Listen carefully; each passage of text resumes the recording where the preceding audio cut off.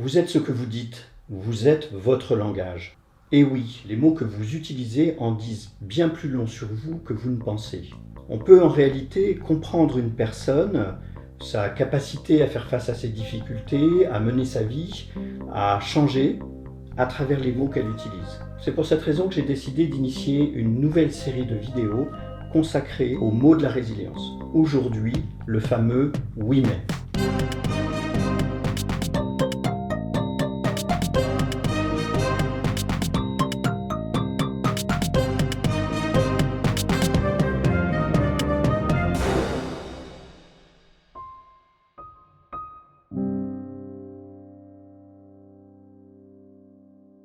Imaginez une personne qui vient de perdre son emploi. Vous êtes en train d'échanger avec elle, elle a été licenciée ou elle a perdu son entreprise. Elle s'est mise à rechercher une nouvelle situation, envoyer des CV, faire des lettres de candidature spontanées, rencontrer des collègues. Et puis elle vous fait part de toutes ses difficultés, des réponses qui n'arrivent pas, semaine après semaine, de ses inquiétudes. Vous écoutez cette personne et puis au bout d'un moment, vous allez prendre la parole et puis peut-être pour l'aider, vous allez commencer à lui dire bien sûr, je comprends, la situation n'est pas facile, je comprends que ce soit de multiples démarches et puis ça doit quand même être un peu difficile de ne pas recevoir de réponse. Et puis à un moment, vous allez lui dire mais en même temps, moi je trouve que tu as quand même un CV incroyable, une expérience professionnelle très spécifique, etc. La personne va vous écouter. Et puis à un moment, elle va vous dire oui, tu as raison, mais tu sais, à mon âge, ça n'est vraiment pas facile. Ou oui, tu as raison, mais dans notre région, il n'y a quand même pas beaucoup d'opportunités. Imaginez une autre situation. Une personne va voir un médecin, et puis elle était fatiguée, etc. Il y a la consultation, le médecin lui donne un certain nombre de choses, peut-être des vitamines, etc. Et puis le médecin lui dit, mais vous savez, à votre âge, peut-être que ce serait intéressant que vous fassiez du sport.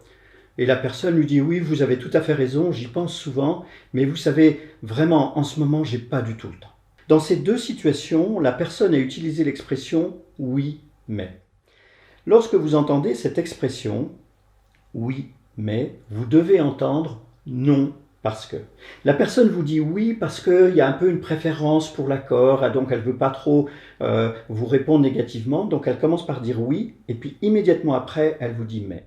Ce « mais », ce « non parce que » à travers le « oui, mais », c'est l'expression de sa résistance. Elle n'en a pas conscience, mais en réalité, elle résiste au changement qui est proposé. Et si vous-même, vous vous entendez utiliser cette expression « oui mais », eh bien ça veut juste dire que vous résistez à ce changement qui vous est proposé. Vous voyez à quel point les mots que nous utilisons, qui ont l'air des mots assez simples, qui passent dans le flux du langage courant, en réalité nous indiquent quelle est un peu plus en profondeur notre posture. Ça nous permet du coup d'identifier la résistance et puis peut-être pour cette personne de chercher une nouvelle option. Et puis de se dire, mais si je ne résistais pas, si je me convainquais que je peux retrouver assez facilement, qu'est-ce qui se passerait? Et puis le sport, je me raconte que j'ai pas le temps. Mais si j'avais le temps, si en réalité j'avais davantage de temps.